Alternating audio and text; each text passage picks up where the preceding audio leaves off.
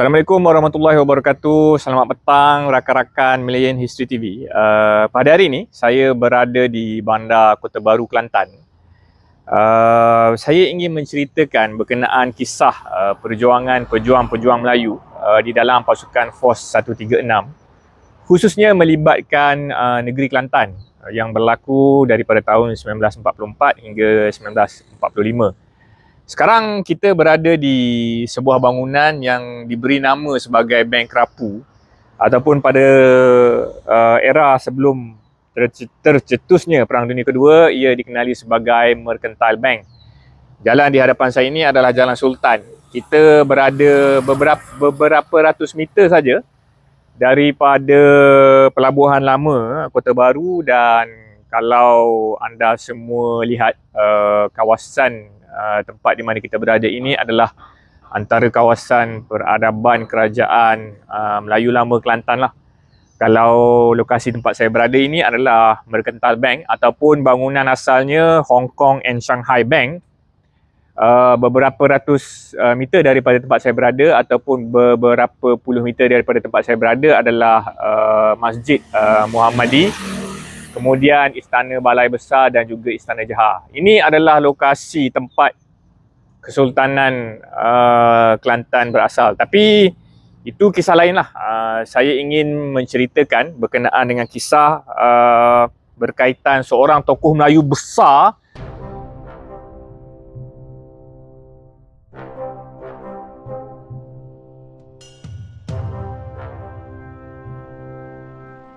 Kisah yang saya akan bawakan kepada anda pada hari ini adalah melibatkan seorang tokoh Melayu, pemimpin Melayu yang hebat, yang bernama Ibrahim Ismail, yang banyak memberikan jasa kepada negara kita pada era pendudukan Jepun, seterusnya pada era darurat, konfrontasi dan juga rusuhan kaum 13 Mei 1969. Tetapi kisah tu memang satu kisah yang panjang lah.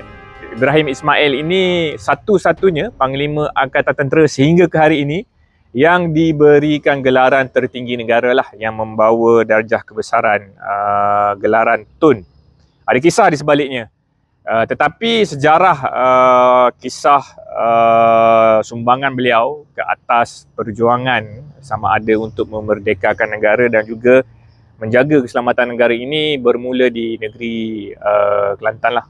So, tuan-tuan dan puan, walaupun Tun Ibrahim Ismail berasal dari Johor, tetapi kisah perjuangan beliau bermula di sini, iaitu di negeri Kelantan. Okey, tuan-tuan dan puan, sebelum saya bawakan anda semua ke kisah yang berkaitan dengan bangunan yang ada kat depan kita ni, bangunan Mercantile Bank ataupun bangunan Hong Kong and Shanghai Bank, atau digelar oleh penduduk tempatan sebagai Bank Kerapu kerana struktur dindingnya menggerutu seperti ikan kerapu. Saya nak ceritakan berkenaan dengan kisah Ibrahim Ismail ni di negeri Kelantan. Sebelum tercetusnya Perang Dunia Kedua, iaitu pada bulan Mei 1941, Ibrahim Ismail bersama dua lagi anak jati Johor telah terpilih untuk ke Dehradun, India bagi mengikuti latihan ketenteraan. Dua lagi anak muda yang dimaksudkan adalah Hussein On dan juga Engku Ahmad bin Abdul Rahman. Dan bermula pada tahun 1943, South East Asia Command yang berpengkalan di Kandy, India, mencari orang-orang Melayu ataupun pemuda-pemuda Melayu yang boleh dilatih sebagai anggota komando khusus untuk menyusup masuk ke Melaya dan menjadi stay behind party, menantikan kehadiran tentera British kembali untuk menawan Melaya. So pada tahun 1943, ada seorang tokoh besar Melayu juga yang bernama Tengku Mahmud Mahidin.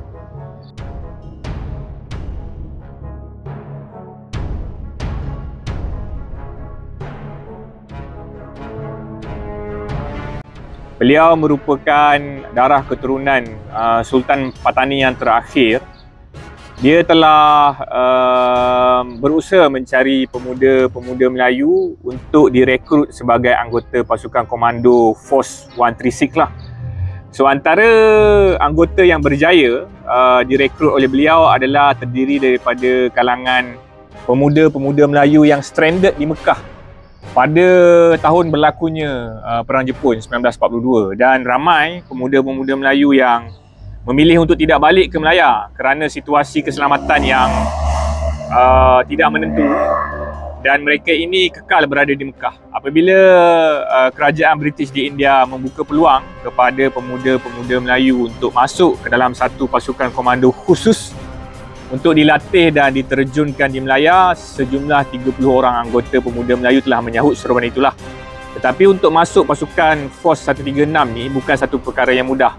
Daripada 30 anggota pemuda Melayu yang stranded di Mekah tu, kebanyakan daripada mereka membawa gelaran haji, hanya separuh sahaja yang terpilih kerana they have to go through a grueling process lah. Berkayak, fitness level, marching beberapa jam, sebanyak berpuluh-puluh batu dan sebagainya. Tetapi Ibrahim Ismail ketika itu juga adalah merupakan anggota Johor Military Force. Dia sudah terlatih sebagai commission officer dan dia memilih untuk masuk di dalam pasukan Force 136. So to cut the story short, pada 28 Oktober 1944, 4 orang pemuda Melayu telah diterbangkan daripada Colombo, Sri Lanka menaiki pesawat Catalina. Penerbangan ni satu penerbangan yang sangat panjang lah, 15 jam pergi dan 15 jam balik. Misi mereka adalah untuk mendarat di Pasir Putih, atau lebih spesifik lagi di kawasan Pulau Kandis. Sekarang ini lebih dikenali sebagai Tok Bali, Pasir Putih. So apabila mereka sampai ke Pulau Kandis, mereka perlu berhubung dengan rakan-rakan Tengku Mahmud Mahidin. Sebab Tengku Mahmud Mahidin ni dia prince, dia darah keturunan Diraja Patani, dan dia mempunyai ramai saudara mara ataupun sahabat andai yang baik dengan dia, yang bertugas sebagai pegawai pelajaran di Pasir Putih, pegawai daerah Pasir Putih dan sebagainya. Dan Tengku Mahmud Mahidin telah memberikan gambar beliau. Di belakang gambar tersebut ditulis dengan tulisan Jawi, sesiapa yang menjumpai gambar ini perlu memberikan bantuan lah kepada orang yang membawa gambar ini. Dan kumpulan Ibrahim Ismail pada ketika itu diberikan pangkat Kapten Ibrahim Ismail. Dia telah diterbangkan dengan menggunakan pesawat Catalina 15 jam untuk sampai ke perairan Semerak ataupun Pasir Putih. Dan bersama tim Ibrahim Ismail adalah terdiri daripada Haji Muhammad Nayan, Haji Zakaria dan juga Encik Muhammad Zain lah. Haji Nayan dan juga Haji Zakaria adalah operator wireless.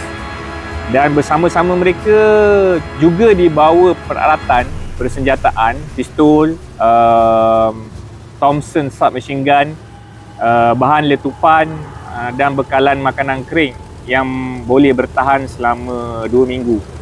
So pada 28 Oktober mereka terbang daripada Colombo dan mereka cuba mendarat di kawasan Pantai Semerak, Tok Bali. Tetapi juruterbang pesawat Catalina ketika itu telah melihat bot peronda tentera Jepun lah yang ada di kawasan tersebut, dan mereka terpaksa berpatah balik semula ke Colombo. So first attempt dalam satu misi yang diberi nama sebagai Oatmeal Violin tidak berjaya dan terpaksa dibatalkan. Dan ada cuba bayangkan penerbangan dengan menggunakan pesawat Catalina 15 jam pergi untuk sampai ke kawasan yang tempat mereka sepatutnya mendarat, dan mereka terpaksa berpatah balik kembalilah ke Colombo. Dan apabila tiba di Colombo, Tengku Mahmud Mahidin menyambut ketibaan mereka dan berasa kecewa lah kerana misi tersebut gagal buat kali pertama. Dan beberapa hari kemudian, selepas mereka bertenang dan berehat, mereka sekali lagi cuba untuk mendarat di kawasan yang sama, iaitu di kawasan Pulau Kandis ataupun Telung di kawasan Tok Bali. Dan objective of their mission, setelah mereka mendarat di Pulau Kandis, mereka perlu berkayak dan pergi ke satu kawasan di Pasir Putih yang bernama Jerang Pasu. Dan Jerang Pasu inilah tempat yang patut dijadikan markas untuk mereka membina dan menggembeling kekuatan orang-orang Melayu di kawasan negeri Kelantan ataupun Pasir Putih secara spesifiknya, untuk menyertai satu pasukan gerila yang dipanggil Force 136 lah.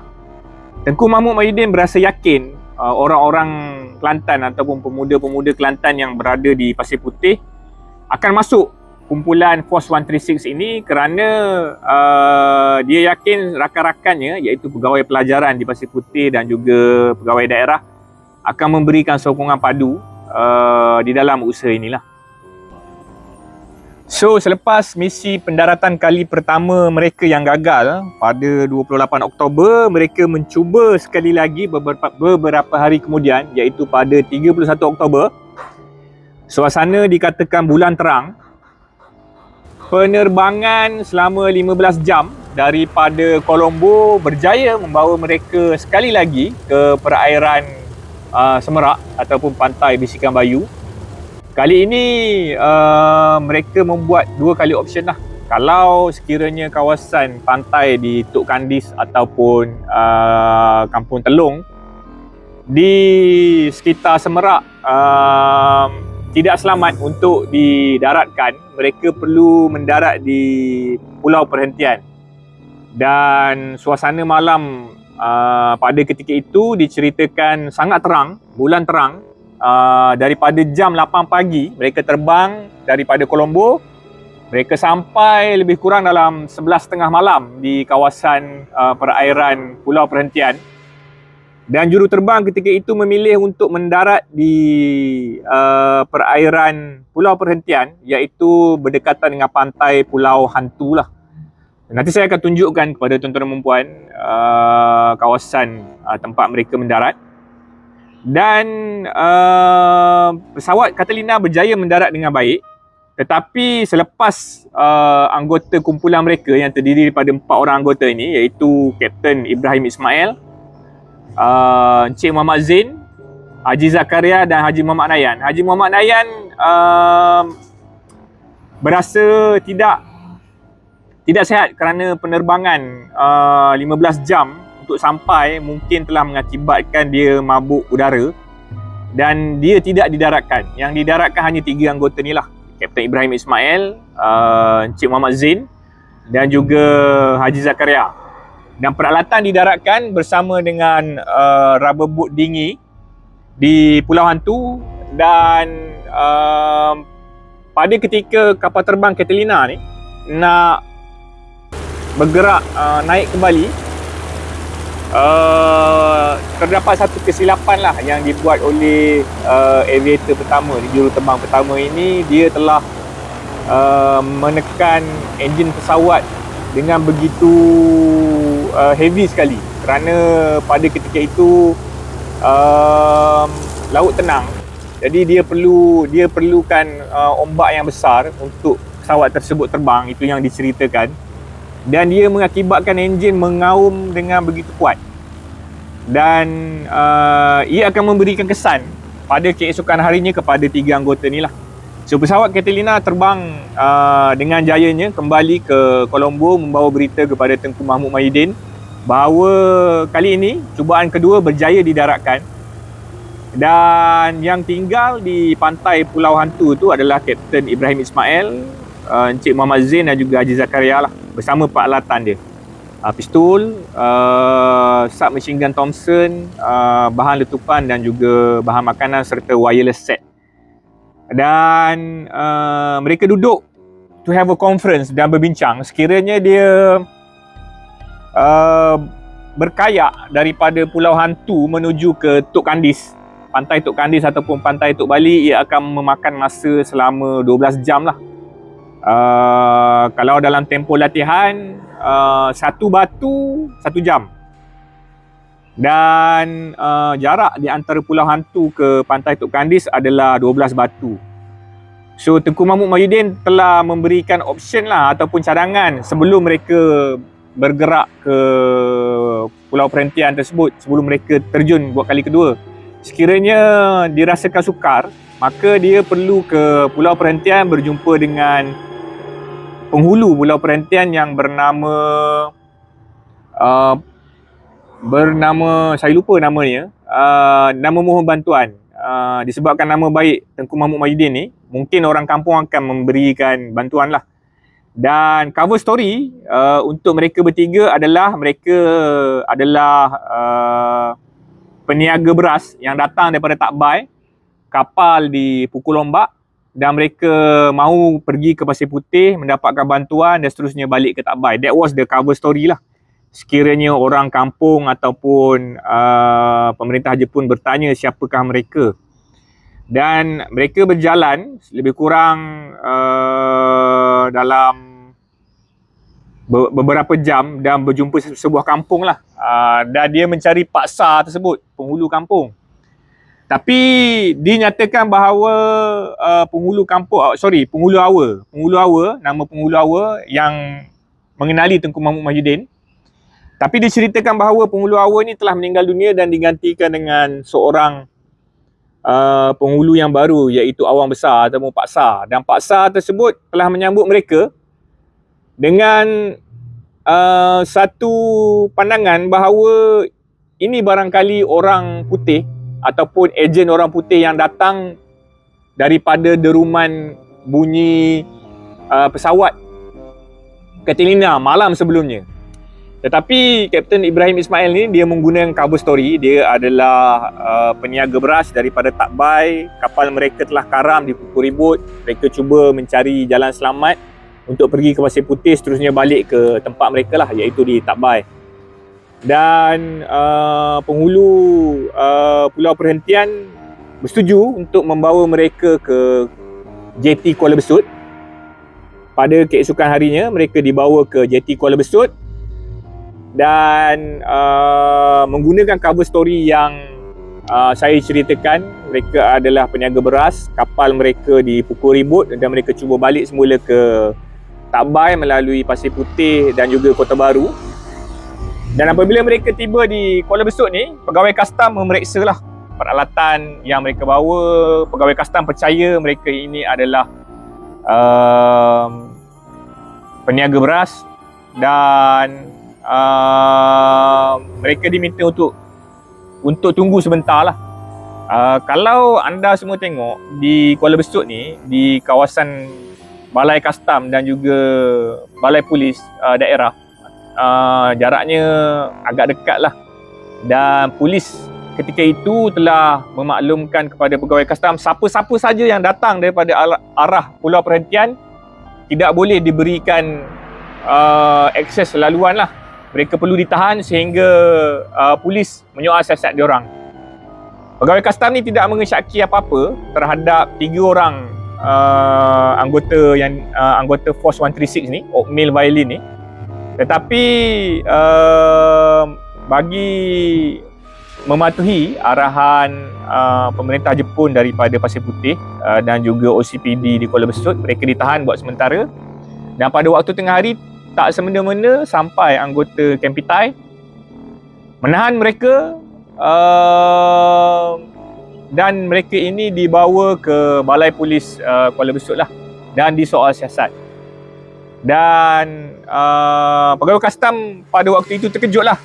Dia tak mengesyaki apa-apa. Dia percaya terhadap kisah yang diceritakan oleh Kapten Ibrahim Ismail ini. Dan Haji Zakaria ni dia adalah orang Kelantan dan dia bercakap Kelantan dalam dialek Kelantan dan sebagainya.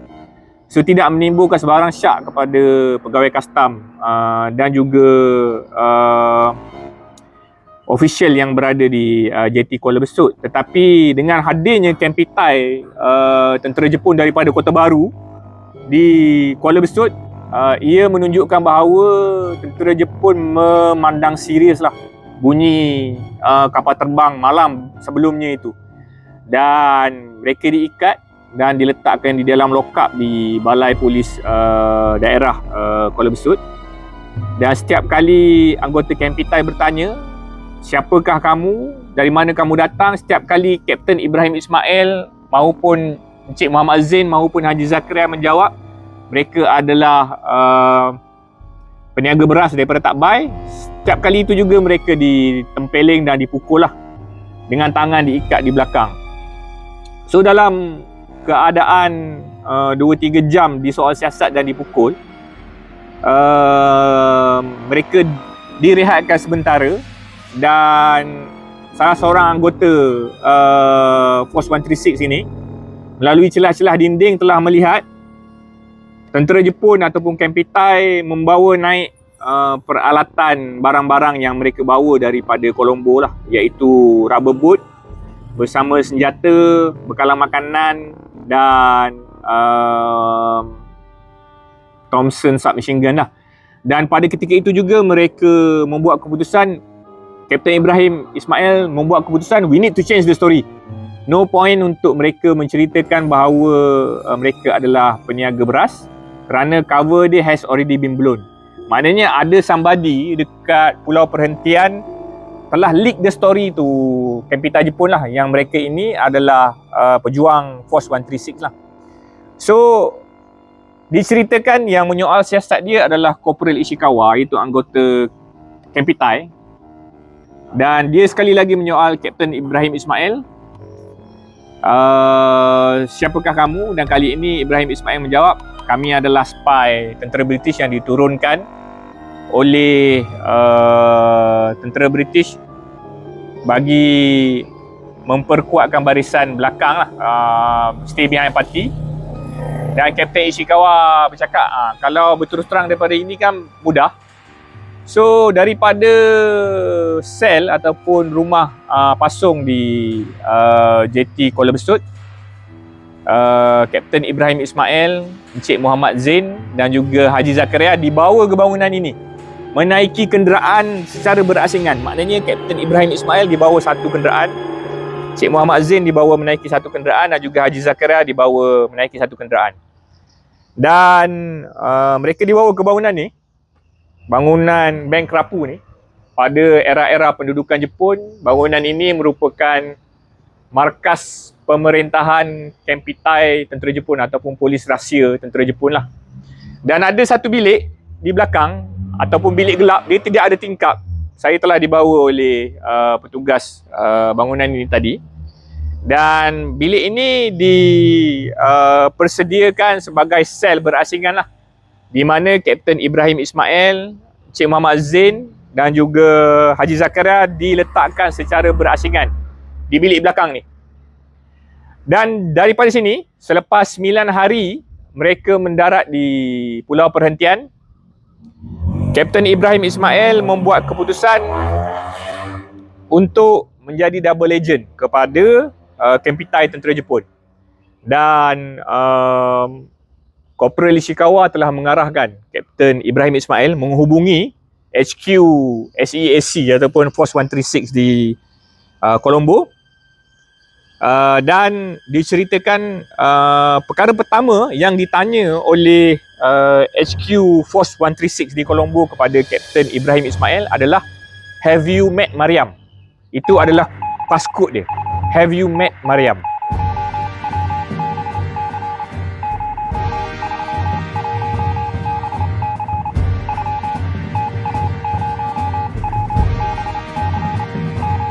So selepas 9 hari peristiwa mereka mendarat di kawasan pulau perhentian dan dibawa ke sini, Corporal Ishikawa ataupun Sarjan Major Shibota telah mengarahkan Kapten Ibrahim Ismail untuk menghubungi markas pemerintahan Force 136 di Kandy dan juga di Colombo. Dan passcode pertama yang ditanya oleh Force 136 HQ di Colombo kepada Kapten Ibrahim Ismail daripada bangunan ini menggunakan wireless yang dibawa adalah, have you met Mariam? So jawapan ini sangat penting kepada Kapten Ibrahim Ismail dan juga HQ kepada Force 136. Dan saya percaya Sarjan Major Shibota dan juga Corporal Ishikawa berada di sebelah Kapten Ibrahim Ismail sewaktu dia menghantar kiriman signal ke Colombo. Dan jawapan yang diberikan oleh Kapten Ibrahim Ismail dan juga Haji Zakaria adalah yes, we have. Sebenarnya jawapan yang sepatutnya diberikan oleh Kapten Ibrahim Ismail dan juga Haji Zakaria sekiranya mereka dalam keadaan selamat adalah 2 Scots have gone. So apabila HQ Force 136 di Colombo menerima mesej yang berlainan iaitu yes, we have, maknanya HQ Force 136 di Colombo tahu mereka di dalam situasi stressful lah dan situasi tidak selamat. Dan HQ Force 136 terus memberikan peranan menjawab mesej ini kepada branch counter intelligence ataupun risik balas, dan Kapten Ibrahim Ismail play along dengan peranan baru dia untuk memberikan disinformation kepada pemerintahan Kempitai tentera Jepun, sama ada di Kota Baru ataupun di Melaya. Dan pada ketika itulah Kapten Ibrahim Ismail memainkan peranan selaku double agent, which his role now has been switched to feeding tentera Jepun di Melaya dengan information yang salah lah. Saya percaya tujuan utama HQ Force 136 menubuhkan pasukan Force 136 di kawasan Jeram Pasu Pasir Putih adalah untuk menanti ketibaan tentera Amerika Syarikat yang akan mendarat di sebelah pantai timur Semenanjung Melaya.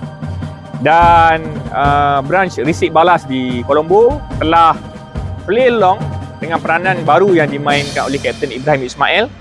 Daripada bangunan ini, mereka terus menghantar maklumat kononnya bahawa mereka berjaya membentuk sel gerila di kawasan Jeram Pasu, dan HQ di Colombo tahu itu adalah maklumat yang direka-reka dan mereka play along dengan feed information kononnya tentera British akan mendarat di kawasan-kawasan yang salah lah. Antaranya tentera British akan mendarat di perairan pantai barat kawasan negeri Kedah instead of Operation Zipper yang mendarat di kawasan Port Dickson dan juga di kawasan Banting, Selangor, Pantai Morik sepatutnya lah. Dan selepas 2.5 bulan Kapten Ibrahim Ismail, Encik Muhammad Zain dan juga Haji Zakaria ditahan di bangunan ini, mereka dibawa ke penjara Taiping. Dan di penjara Taiping, pasukan tentera Jepun begitu yakin sekali bahawa dia berjaya ubah Kapten Ibrahim Ismail ni untuk berpihak kepada mereka. Daripada dilayan di penjara Taiping, ketiga-tiga mereka ini dibawa ke satu banglo di Taiping dan diberikan kemudahan-kemudahan lain dan keselesaan-keselesaan lain. Dan Kapten Ibrahim Ismail terus memainkan peranan dia sebagai counter intelligence officer kepada Force 136 untuk feed informasi salah kepada pemerintah tentera Jepun di Tanah Melayu. So hanya satu passcode ataupun satu mesej yang sangat ringkas, nampak seperti seakan-akan plausible, iaitu have you met Mariam? Sudah tentu kalau orang yang tidak biasa dengan memberikan mesej balas, sama ada kita akan jawab yes or no lah. Dan mereka menjawab yes, we have. Dan jawapan yang sepatutnya diberikan adalah 2 Scots have gone. Dan Corporal Ishikawa ataupun Major Shibota yang berada di sebelah Kapten Ibrahim Ismail dan juga Haji Zakaria yakin ini adalah mesej yang sepatutnya diberikan, dan di play along with that lah, sehinggalah tentera Jepun menyerah kalah pada 15 Ogos dan menyerah kalah secara rasminya pada 2 September 1945. Dan mengikut bacaan saya lah, Team Force 136 Hebrides di Upper Perak ataupun di kawasan Greek, Lieutenant Muhammad Rani, dia diberikan task untuk membebaskan Ibrahim Ismail lah sewaktu dia ditahan di rumah banglo milik bekas peladang British di Taiping lah. Dan ini bermakna Ibrahim Ismail bukan setakat menyampaikan maklumat secara rahsia kepada Colombo, tetapi juga menyatakan berjaya menyampaikan mesej dia telah ditahan di sekian-sekian banglo dan sebagainya. Tetapi Lieutenant Muhammad Rani menceritakan bahawa banglo ini dikawal rapi oleh unit tentera Jepun di Taiping, dan dia tidak berjaya masuk ke dalam banglo inilah. Dan peranan yang dimainkan oleh Ibrahim Ismail ini sangat penting sekiranya Operation Zipper dilaksanakan secara militer, bukan sahaja mendarat. Saya percaya tentera Jepun akan meletakkan ketumbukan pasukan tentera dia di kawasan-kawasan yang salah lah, hasil daripada peranan yang dimainkan oleh Kapten Ibrahim Ismail ini. Dan apabila saya membaca sejarah bagaimana Kapten Ibrahim Ismail dan rakan-rakan beliau yang lain seperti Haji Zakaria dan juga Encik Muhammad Zain ditahan di penjara Kuala Besut, kemudian dibawa ke sini, dan dia menceritakan bahawa dia tinggal di sini selama 2,5 bulan. Dan sel kecil itulah tempat dia tidur, mandi, buang air kecil, buang air besar dan sebagainya. Ia adalah satu situasi yang sangat menekan psikologi beliau lah. Tetapi dia berjaya di dalam misi tersebut. Dan saya boleh relate dalam situasi peristiwa rusuhan kaum 13 Mei 1969, di mana Majlis Gerakan Negara telah ditubuhkan, dan Jeneral Tun Ibrahim Ismail pada ketika itu menjadi pemimpin Angkatan Tentera, dan dia sangat cool lah dalam menghadapi tekanan dan situasi rusuhan kaum di Malaysia ketika itu. Dan dia tidak mudah reaktif terhadap apa yang berlaku di sekeliling. Saya percaya jati diri beliau dibina bukan setakat di dalam latihan beliau untuk menjadi Johor Military Force ataupun Commission Officer, tetapi juga pada tempoh-tempoh dia tahan dan ditawan oleh Kempitai tentera Jepun, dipukul dan juga dibelasah. Salah satu daripada dia adalah di sinilah selama 2,5 bulan. So, itu saja sejarah ringkas pada hari ini yang saya ingin kongsikan kepada anda semua mengenai sejarah sel peristiwa Force 136, kumpulan Oatmeal Violin yang dipimpin oleh Kapten Ibrahim Ismail dan rakan beliau Haji Zakaria dan Encik Muhammad Zain. Dan Haji Nayan, Muhammad Nayan yang tidak berjaya diterjunkan bersama mereka pada 31 Oktober 1944, kemudian menyertai pasukan Hebrides dan diterjunkan bersama Lieutenant Muhammad Rani di kawasan Padang Cermin di Great Perak. So, itu saja daripada saya, dan saya akan bawakan lagi kisah-kisah menarik berkenaan dengan perjuangan orang-orang Melayu menentang kedudukan tentera Jepun di Melaya, khususnya di dalam pasukan Force 136. Dan tuan-tuan dan puan, bila saya melihat atau mengkaji sejarah pendudukan perang tentera Jepun di Melaya daripada tahun 1941 atau 42 hingga 45, sebenarnya secara tidak langsung mereka banyak melahirkan pemimpin-pemimpin hebat Melayu lah, khususnya di dalam pasukan Force 136.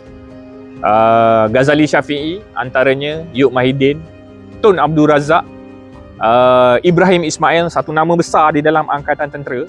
Kalaulah saya boleh kongsikan begitu besarnya jasa Tun Ibrahim Ismail ini, tidak ternilai dan tidak mampu rakyat Malaysia balas budi beliau. Terutamanya pada tahun-tahun beliau mempengurusikan Majlis Gerakan Negara. Dan Tun Ibrahim Ismail ini satu-satunya pemimpin tentera yang tidak gilakan kuasa. Dia menyerahkan kembali kuasa mutlak dia sebagai pengurusi Majlis Gerakan Negara kepada Tun Abdul Razak pada tahun 1971 dan 72 lah, untuk dikembalikan kuasa demokrasi kepada rakyat. Tidak ada manusia yang melaksanakan perkara tersebut, tetapi Tun Ibrahim Ismail ini memberikan kuasanya balik kepada Tun Razak, dan Tun Razak ini adalah anggota Force 136 di Pahang, iaitu anggota Wataniah di bawah protege Yuk Mahidin. So, bila saya kaji sejarah, semuanya berkaitan. Jati diri mereka ini dibentuk pada waktu tempoh-tempoh sukar, terutamanya tempoh pendudukan tentera Jepun di Melaya. So itu saja tuan-tuan dan puan, sekian daripada saya. Teruskan menonton channel Malayan History TV untuk saya bawakan kisah anekdot-anekdot menarik pada masa hadapan. Assalamualaikum warahmatullahi wabarakatuh.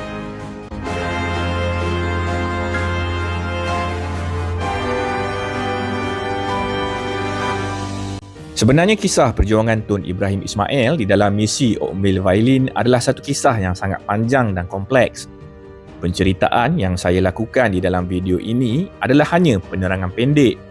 Anekdot penting yang mampu saya ingat di minda sewaktu sesi rakaman ini dilaksanakan. Banyak lagi cerita yang terpaksa saya langkau yang sangat menarik dan menakjubkan. Sebagai contoh, bagaimana Haji Zakaria Yahya diseksa dengan dicucuh api rokok oleh anggota Kempita Jepun dan beliau dengan berani bertindak melawan dengan mengambil rokok yang sama mencucuh badan anggota Kempita berkenaan. Haji Zakaria juga pernah diancam untuk dipotong kepala kerana tidak mahu memberikan kerjasama. Tetapi beliau kembali mencabar anggota Kempita untuk segera memotong kepalanya dengan menghulurkan leher beliau dan menjerit perkataan potong, potong, potong dengan kuat. Keberanian Haji Zakaria bin Yahya telah mengejutkan anggota Kempita yang menyoal siasatnya dan juga pemerintah tertinggi Kempita Jepun di Kota Baru. Sewaktu saya menziarahi makam pahlawan di Masjid Negara untuk menyiapkan video ini, saya juga sedar daripada ramai pahlawan Melayu yang dikebumikan di makam berkenaan, 3 daripadanya adalah bekas anggota Force 136. Manakala Tun Hussein adalah anggota tentera yang terlibat secara langsung di dalam pelaksanaan Zipper di Pantai Morik pada bulan September 1945. Maka benarlah kata-kata pujangga Inggeris yang berbunyi, "Hard time, create strong men." Al-Fatihah kepada semua pejuang bangsa yang telah dahulu meninggalkan kita. Semoga secebis kisah yang saya ceritakan di sini dapat menjadi panduan untuk generasi muda menyambung perjuangan membina negara yang merdeka.